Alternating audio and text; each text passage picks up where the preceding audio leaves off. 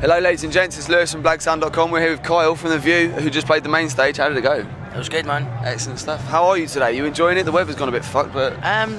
It's good. I just come back like Israel, so I was there with my lunches, so I've not really had time to sleep.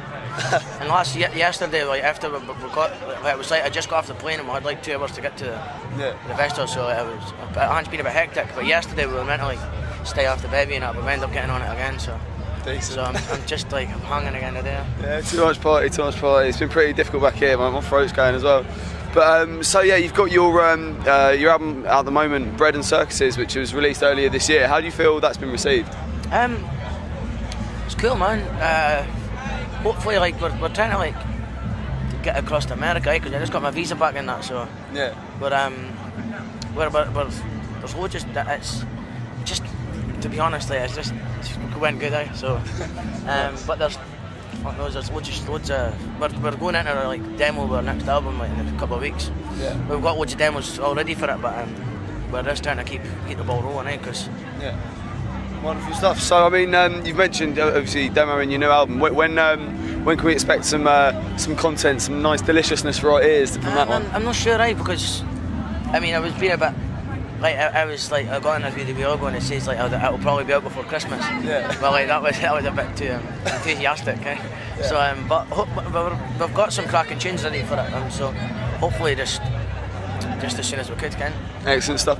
I mean, there's a lot of sort of developments, with sort of British guitar music and stuff. I think there's not as many sort of high energy British guitar bands around now as there was, say, sort of 4 or 5 years ago. What do you think's, causing that? I'm not sure, I think there was a lot to do with like Radio 1, like championed all them kind of bands, and it's completely changed now, and it's pretty sad that, but Radio 1 has got a lot to do with it.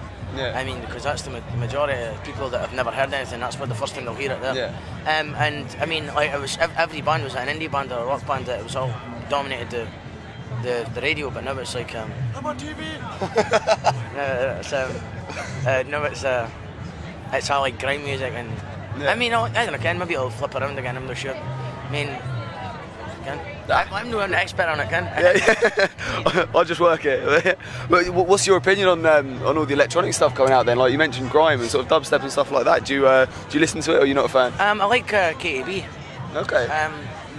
To be honest, I like kind of all music. I kind of, it's a bit cliche when you just love music, Ken, but I'm a sucker for a pop song and shit, Ken. I love like my band that I was slagging is for some of the shit I put on, Ken. Like that the Lady Gaga's song, that Edge of Glory, is like where I can't get enough of it.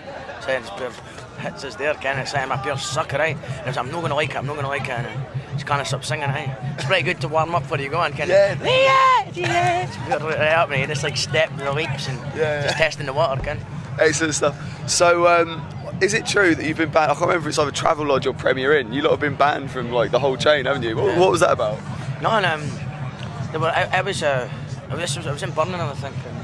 And, this was like when we just first started touring, and they run a bath. I was running a bath, but there was like a party on next door. We had these birds, and my brother and shit were through there. They were having a big massive shindig, and I was about to go in the bath and phone at my bird at the time and be a puffy and shit. And I thought, nah, fuck that, man. And I forgot I was running a bath, so I went next door and I was like kind of complaining. I ended up KOing next door, and the next morning I was like, just the policing on were there at the bottom, and it was like it flooded like 3 floors. And but I wasn't intentional, but obviously people were like, oh, that's just a prickish thing to do. I really never meant it. Why would they want to flood someplace? I mean, I heard some females next door and they wanted to go and check what was going down. I'm a red-blooded male.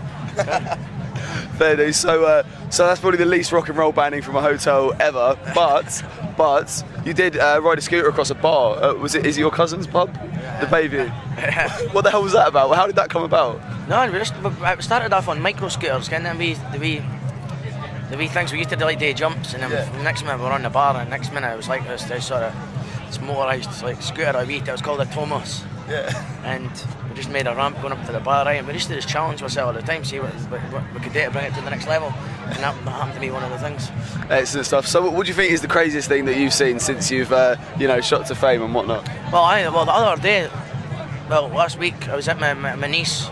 My niece's she just had a kid and it was a christening, so like the whole family was out and we were all like cheesy bonnet, and I went back to this party after it, and I was doing a headstand in the kitchen, and the dishwasher was open, all the knives facing up, and I got a knife in my foot. I've got the stuff slipping on, but I went right in to there, so they couldn't. I had to get it surgically removed. I was like, what is going on here? I was morphined up here. It was a really knife in my foot, man. It was serrated as well, so I had to get it and I had to get needles up my legs just so I couldn't feel it. And it's like ripped, severed nerves and shit. But, so it's not as bad as it couldn't have happened at a worse time because I've been doing a lot of travelling at the minute, so it's pure. Bad times.